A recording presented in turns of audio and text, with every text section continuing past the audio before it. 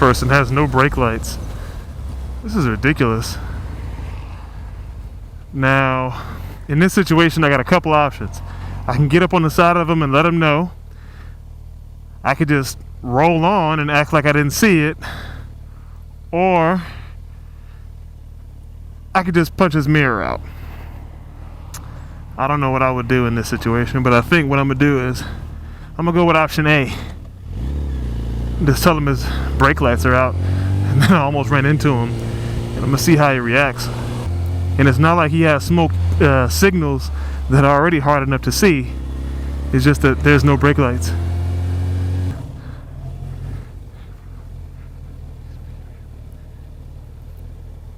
Let me see if I can do this. Hey, excuse me. You know your taillights are out?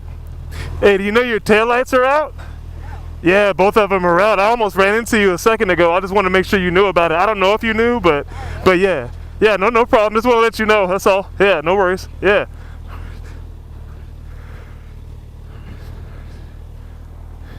Yeah, sometimes you got to let them know.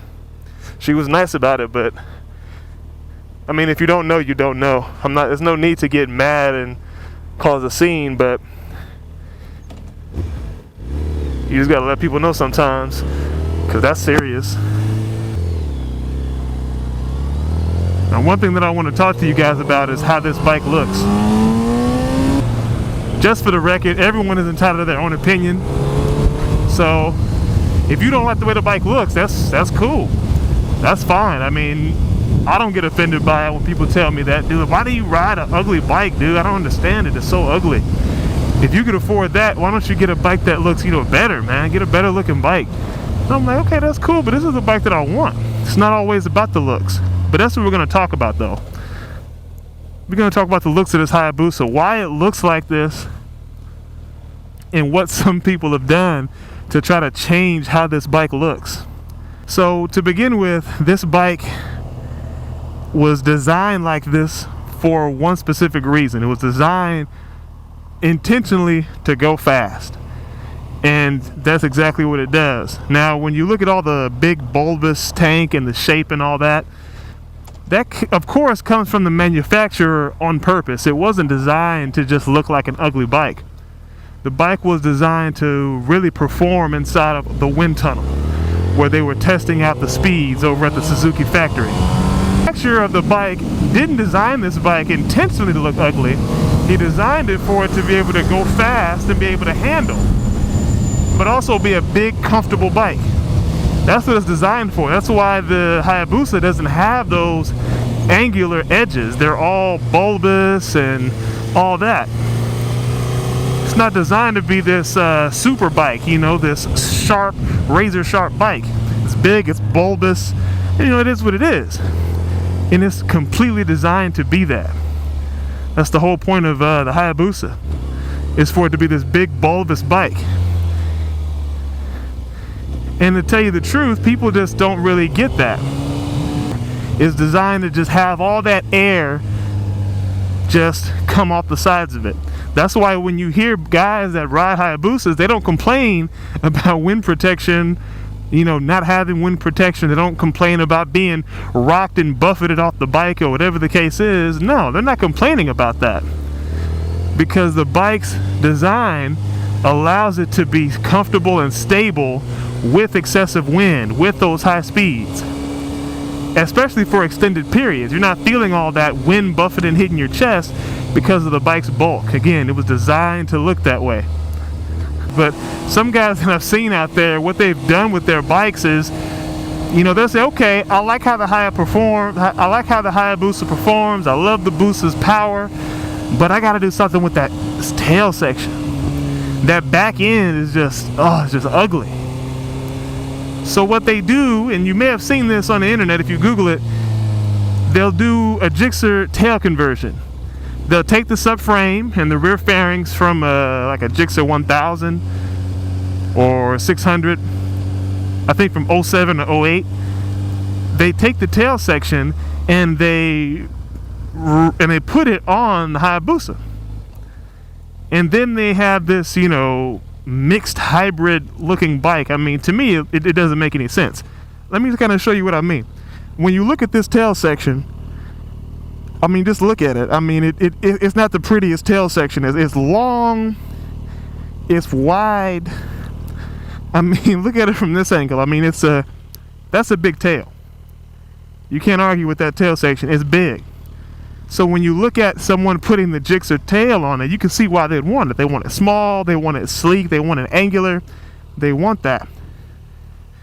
My problem with that is you've got this huge front end right here, but yet you've got this itty bitty tail on the back end. It doesn't make sense to have such a itty bitty tail and then you got this big front end. That looks good on dogs. When you see a boxer or you see a pit or something like that with a dock tail, okay, you can see that. But to do that to the bike, it just makes it just look like some weird, I don't know, I just don't like it, I guess. If you don't like the tail section of the Busa, you probably don't want to waste your money and buy one. Because to actually get that tail conversion going, you gotta first find yourself a donor 06 or 07 Gixxer, 06 or 07 I think, or I think it's 06 to 08. You got to find yourself a 06 to 08, I believe, Gixxer 1000 tail section, or whatever tail section you want to put on it. Then you're going to have to get a custom bracket or a subframe made for it. Then you have to get it installed. Then you're going to probably have to repaint it if you want it to match the rest of your bike, because the Busa's colors aren't going to match the colors of most other models out there. So in all that money, you could just save that money and get the bike that you want that looks better. To me, it makes absolutely no sense for a person to buy a bike like this and then completely chop off the back end and change it. I mean, to me, it looks retarded. I mean, I'll throw up a couple of pictures of it. I'll throw a couple of pictures of what it looks like, but to me, I'm just not feeling that Gixxer tail conversion. And not only that, when you think about that Gixxer tail conversion, think about what the Busa was designed to do. The Busa was designed to go fast and be stable. That's what it's for. When you take off this tail section that was originally designed to go at that speed and to handle those G-forces, you're totally messing up the bike's handling.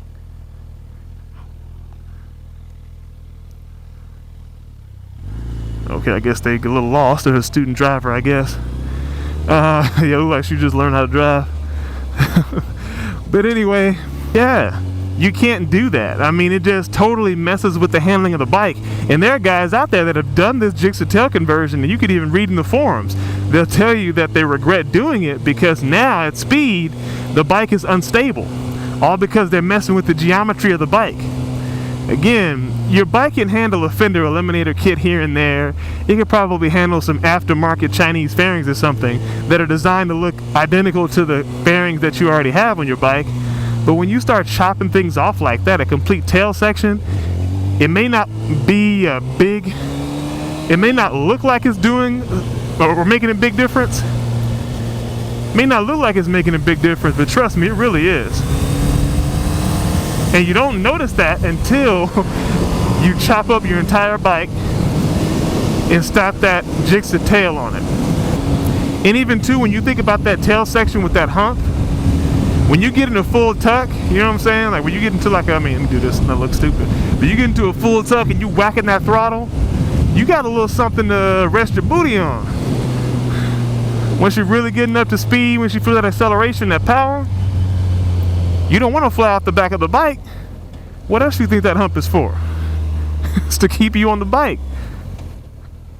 So why chop it off with that Gixxer 1000 tail conversion?